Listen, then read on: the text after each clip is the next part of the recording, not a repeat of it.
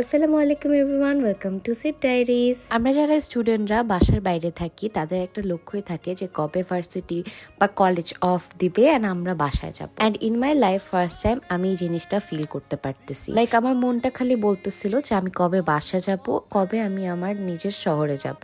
Finally almost 2 মাস পর আমি আজকে বাসায় যাব। লাইক আমি এত হ্যাপি ছিলাম অ্যান্ড আজকে আপনাদের সাথে শেয়ার করবো যে বাসায় যাওয়ার পর আমার বিড়ালরা কি আমাকে চিনতে পারলো না ওরা আমাকে ভুলে গেছে। সো সেদিন আমার ব্যাক টু ব্যাক 2টা এক্সাম ছিল, যেহেতু আমার মিড চলতেছিল সেদিনই আমার লাস্ট এক্সাম ছিল অ্যান্ড এক্সাম দিয়ে আমি বাসায় দৌড়তেছি। সো আমরা এক্সাম শেষ করে সবাই মিলে একটু রুফে গেলাম অ্যান্ড রুফে যাই একটু থাকলাম, বসলাম। ওদিনকে ওয়েদারটা খুবই ভালো ছিল, মানে একদমই গরম ছিল না, আর একটু হালকা হালকা বাতাস ছিল। সো এখানে আমরা একটু বসে স্ন্যাপ নিলাম, একটু গল্প করলাম। এখানে কিছুক্ষণ থাকার পর আমি বাসায় ব্যাক করি। আমি লিটারালি 2 দিন আগে থেকে সব লাগেজ গুছাই রেডি করে রাখছি, মানে এত এক্সাইটেড, আমি বাসায় যাওয়ার জন্য কখনো এত এক্সাইটেড হব ভাবিনি।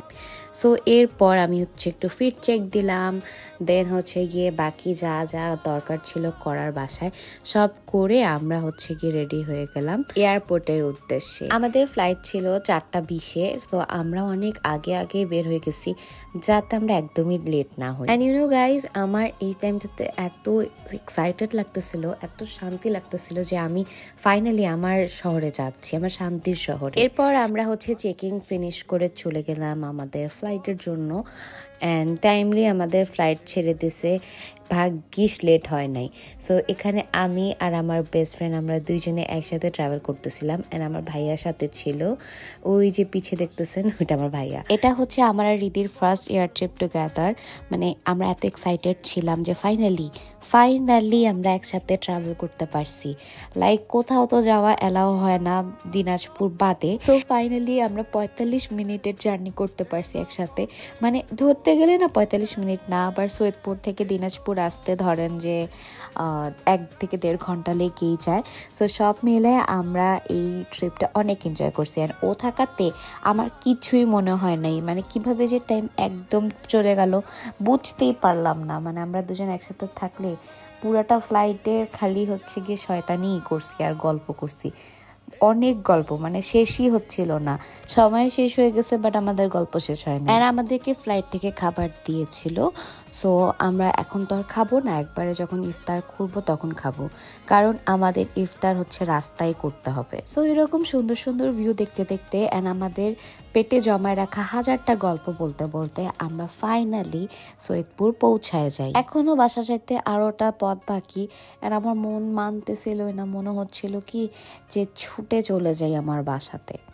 So here we are. এরপর আমরা ওয়েট করতেছিলাম লাগেজের জন্য আর গল্প করতেছিলাম অ্যাজ অলওয়েজ। তো তারপরে আমরা লাগেজ কালেক্ট করলাম এন্ড লাগেজ কালেক্ট করে আমরা গাড়িতে চলে গেলাম। সৈয়দপুর ক্রস করার আগে আজান দিয়ে দেয়। সো আমাদেরকে যে ফ্লাইট থেকে দিয়েছিল আমরা স্যান্ডউইচটাই আপাতত ইফতার হিসাবে খেয়ে ফেলছি। তারপরে কিছুটা সময় ওয়েট করে নামাজের জন্য, দেন আবার আমরা রওনা দিই দিনাজপুরের উদ্দেশ্যে। সো ফাইনালি আমি দিনাজপুর চলে আসছি। লাইক আমি যে কি খুশি, প্রায় 2 মাস পর আমি দিনাজপুরে আসছি। ফাইনালি আমি বাসায় গিয়ে লুনাকে কোলে নিছি অ্যান্ড জানেন লুনা আমার উপর একদমই রাগ করে নাই, না আমাকে ভুলে গেছে। ও আমাকে লিটারালি আদর করে দিয়েছে, আমার এক ডাকাতে দৌড়ায় চলে আসছে। মাশাল্লাহ, বাচ্চাটা আমার এত কথা শুনে। সো তারপরে আমি সবাইকে দেখতেছিলাম, এই দেখেন আমার হ্যারি, মানে ওকে যে আমি কি পরিমাণের মিস করছি এটা আমি বলে বুঝাইতে পারবো না। ও আমার কাছে একটা ছোট বাচ্চার মতো, ওর বিহেভ গুলো একদম ছোট বাচ্চার মতো। আর এদিকে ক্যাডবেরি, ও একটা নাদান বাচ্চা, ওকেও আমার খুব মনে পড়তো, কারণ আমাদের ভার্সিটিতে যে একটা বিড়াল আছে ভাপা, ওর সাথে ক্যাডবেরির অনেক মিল। ওদেরকে ছেড়ে থাকা যে আমার জন্য কতটা বেশি ডিফিকাল্ট ছিল এটা শুধু আমি বুঝবো। মানে ওদেরকে যে আমি কি পরিমাণে মিস করছি, মানে চাইও ওদেরকে ধরতে পারতাম না, ওদেরকে আদর করতে পারতাম না। এটা ক্যাট ওনার হিসাবে এত কষ্টের একটা জিনিস, এটা শুধু আমি ফিল করতে পারবো, বা আমার মতো যারা পেটস বাসায় রেখে বাইরে স্টাডি ইস্যু বা অন্যান্য কারণে যায় তারাই বুঝতে পারবে। সো আমার এটাই গিয়ে প্রাপ্য, বা এটাই আমার হ্যাপিনেস যে ওরা আমাকে না ভুলে যায় নাই।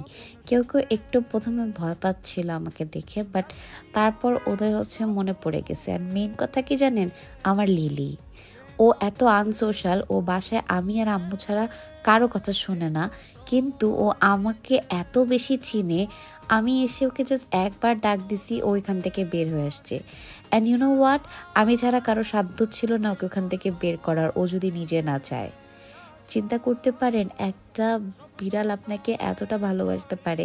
এটা হচ্ছে লিলি সব থেকে বড় প্রমাণ। মানে ও খুবই ইন্ট্রোভার্ট একটা ক্যাট, বাট ও আমাকে এত চিনে, এত ভালোবাসে, আমার খুব ভাল লাগে। সো আম্মু এখানে হচ্ছে গিয়ে হালুয়া বানাচ্ছিল। আমরা ছিলাম না দেখে সবে বরাতে হালুয়া রুটি করেই নাই আম্মু। আমরা আসছি দেখে, আমরাও খাবো দেখে আম্মু বানিয়েছিল। সো এগুলো খাচ্ছিলাম অ্যান্ড মজা করতেছিলাম আমার ক্যাটসদের সাথে। So that's all for today. Thank you for watching. See you in my next one. আল্লাহ হাফিজ এভরিওয়ান।